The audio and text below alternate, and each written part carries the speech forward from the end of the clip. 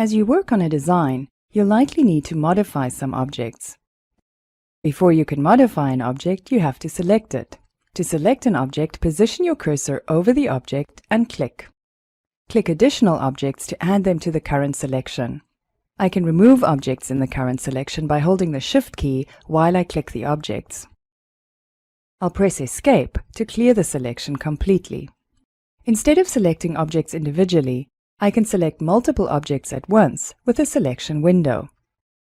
I'll drag the cursor from left to right to select objects that are completely enclosed in the window. I'll drag from right to left to create a crossing selection, which selects all objects crossed by or enclosed in the window. Now let's look at some modify commands. I can use the Erase command to remove objects from my drawing. I select the object I want to remove, and then either click the Erase tool or press Delete.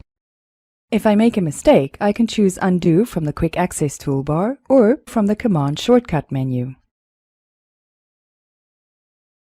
Let's say I want to copy these windows. First, I zoom in.